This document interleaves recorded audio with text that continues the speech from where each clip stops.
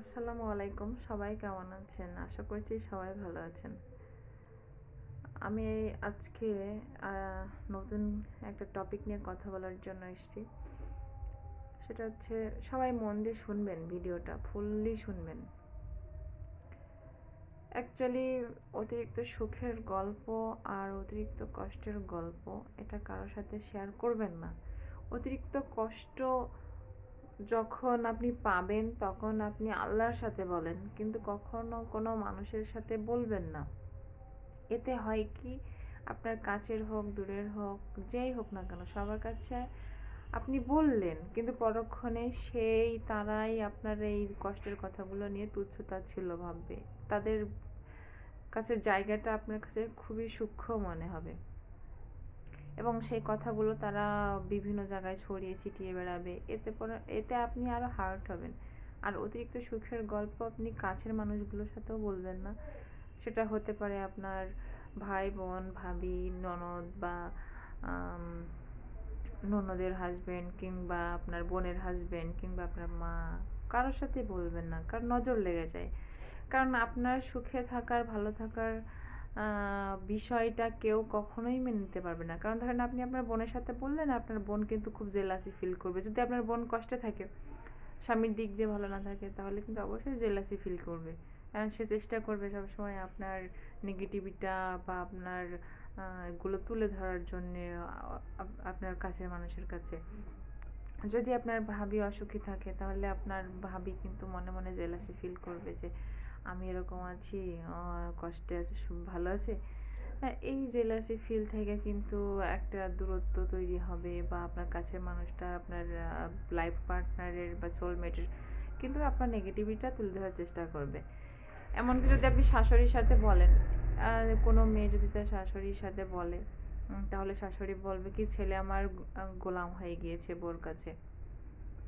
বউ যা বলে তাই শোনে, যে হ্যাঁ আমি জীবনে এই পাইনি তা পাইনি, হ্যাঁ ছেলে এখন বিটার বউ সব, বা ছেলের বউ সব দেখছে, সবই করছে, বিটার বউ আমার কত সুখী, হ্যাঁ সব পাচ্ছে, হ্যাঁ না চাইতেই কত কিছু পাচ্ছে। তারপরে ধরেন যদি আপনার ফ্রেন্ড সার্কেলের ভিতরে বলেন, তাহলেও কিন্তু তাদের ভিতরে জেলাসি ফিলটা আসবে। কাজেই আপনি সুখের গল্প, অতিরিক্ত সুখের গল্প যেখানে বলবেন সেটাও সমস্যা, অতিরিক্ত কষ্টের কথা যেখানে বলবেন সেটাও কিন্তু সমস্যা। হ্যাঁ, নিজের ভালো থাকার জন্যে, নিজের সুখ শান্তি বজায় রাখার জন্যে, সুখ দুঃখ যেটাই হোক না কেন, নিজের ভিতরে লিমিটেশন রাখা উচিত। কাউকে শেয়ার করার মধ্যে নিজেকে লিমিটেশন রাখা উচিত। তা না হলে এক সময় আপনি এর প্রতিফল ভোগ করবেন, যেমনটা আমি করছি আর কি। আমি যখন এক সময় খুব ভালো ফিল করতাম, ভালো আছি, সবাইকে যে যা জিজ্ঞেস করতো কেমন, সবাই কিন্তু ভালো না, সেই লেভেলের ভালো। আস্তে আস্তে যখন দেখলাম যে না, সবার সাথে বলে আসলে ভুল করছি, কারণ সবাই খুব জেলাসি ফিল করে আমাদেরকে নিয়ে, তো সামহাও এখন আর সেটা করি না।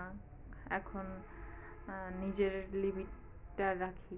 তো এইটা আর কি, যে নিজের বাস্তব অভিজ্ঞতা দিয়ে আমি এটা শিখেছি যে পৃথিবীতে আপনার ভালো কেউ কখনো চাইবে না। আপনার ফ্যামিলি মেম্বার হোক, আপনার যাকে খুব কাছের মানুষ মনে করছেন সে হোক, কেউ কখনোই আপনার ভালোটা চাইবে না। আপনার হয়তো সুখের সময় আপনার বাহবা দিবে, কষ্টের সময় আপনার হয়তো কিছু সামনাসামনি সান্ত্বনা দিবে, সাপোর্ট দিবে, এই। কিন্তু আড়ালে সবাই আপনার ছুরি নিয়ে আপনার পিঠে আঘাত করানোর জন্য বসে আছে। তো এই ছিল হচ্ছে আমার ভিডিওটা। আশা করছি আমার ভিডিওটা শুনে আপনাদের কিছু শেখা বা বোঝার হবে। তো আমার ভিডিওটা অবশ্যই সাপোর্ট করবেন, সাবস্ক্রাইব করবেন আমার চ্যানেলটিকে, এবার আর বেশি বেশি ভিডিও পাওয়ার জন্য অবশ্যই সাবস্ক্রাইব করে পাশে থাকবেন। ধন্যবাদ।